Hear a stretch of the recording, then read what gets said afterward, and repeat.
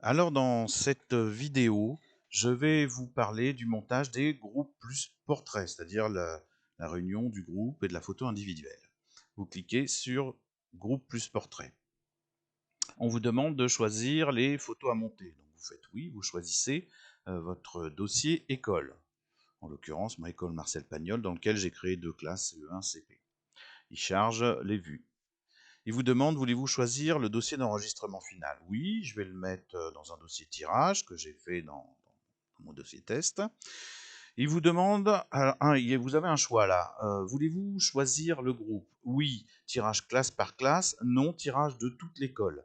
Choix du dossier contenant les groupes. Donc si vous faites oui, il faudra charger la classe à chaque fois. Si vous faites non, il vous demande le dossier de groupe et il montrera toutes les classes. Alors, c'est bien plus avantageux de faire non.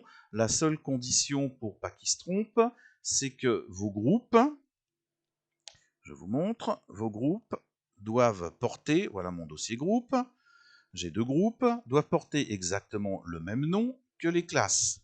Si ce n'est pas le cas, il ne trouvera pas évidemment parce que quand il va monter, vous voyez, les classes portent exactement le même nom. Quand il va monter une photo, eh ben, il va regarder le nom de la classe, CE1, et il va aller voir dans le dossier groupe la classe correspondante. Et s'il trouve exactement le même nom, il mettra cette photo-là. S'il ne la trouve pas, évidemment, ça ne marchera pas. Alors que quand vous faites classe par classe, vous sélectionnez la classe, vous montez la classe, et vous passez à la classe suivante. Donc là, il ne cherche pas le groupe. Alors on va faire non, puisque moi c'est bon, j'ai bien renommé mes groupes qui portent exactement le même nom que les classes. Mais si vous faites oui, bah vous chargez la classe et vous montez après. Donc je fais non. Il me demande bien sûr donc mon dossier qui contient les groupes. Le voilà. Ensuite, vous pouvez charger un droplet existant. Je vais charger un droplet. Voilà. Et quand vous chargez un droplet, bah, il vous remplit tous les renseignements concernant ce droplet, c'est-à-dire l'emplacement du nom de l'élève, alors 150 il sera en dehors, hein, on ne le verra pas, l'emplacement du nom de l'école, 99 centré, hein, je vous rappelle 99 c'est comme dans les autres groupes, c'est centré, c'est pas 99 cm, en Y de l'école, la classe, l'année scolaire, l'emplacement du groupe et du portrait. Quand le fond, si vous voulez un fond, vous voyez, il y a un fond, voilà, c'est un masque, hein, c'est en PNG, donc avec un trou hein, au milieu pour mettre la photo. La police, la couleur, etc. Si vous voulez créer un droplet, je vous dis tout de suite comment on fait. Eh ben, vous choisissez un groupe plus portrait, vous mettez en centimètres tous vos renseignements, la police, les couleurs, etc.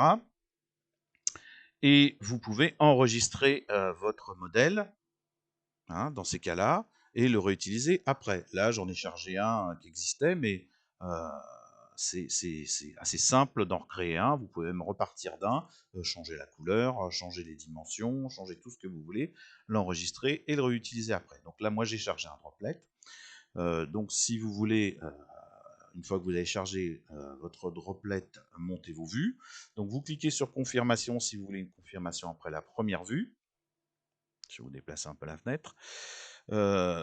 Et puis vous n'avez plus qu'à cliquer sur la touche de montage qui est celle-là. Donc je clique dessus, il y a une confirmation, donc il va me demander après la première vue si je veux continuer. Donc on va aller la regarder. Si je regarde dans mon dossier tirage, vous voyez qu'il va monter ma première vue, avec le nom de l'école, centré, hein, comme je lui ai demandé, la classe, l'année scolaire, et la photo individuelle qui se trouve là.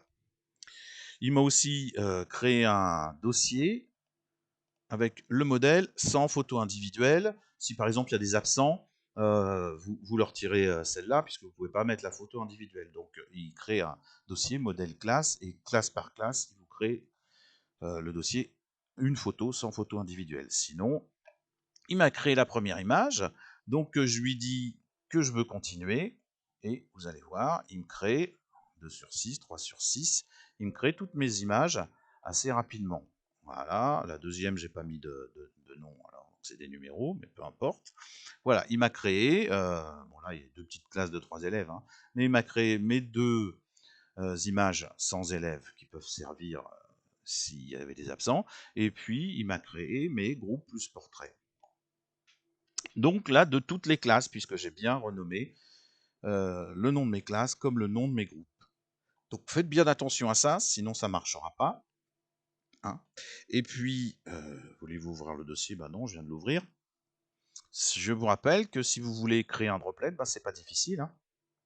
Vous pouvez charger un fond, vous pouvez changer les couleurs, vous pouvez changer la police, vous pouvez donner les dimensions en centimètres de l'emplacement où vous voulez les photos, les noms. Et puis après, vous n'avez plus qu'à enregistrer. Vous rentrez un chemin avec cette touche-là. Vous choisissez le chemin où vous voulez mettre vos droplettes et vous donnez un nom. Le nom que vous voulez, vous n'avez plus qu'à cliquer sur enregistrer. Et votre droplet est créé. Voilà, c'est relativement simple. Je vous conseille de vous entraîner et puis vous devez y arriver assez rapidement. Hein, c'est, si on renomme bien ces groupes, assez rapide de faire des groupes plus portraits avec cette option-là. Voilà, merci. J'espère que cette vidéo vous sera utile. À bientôt.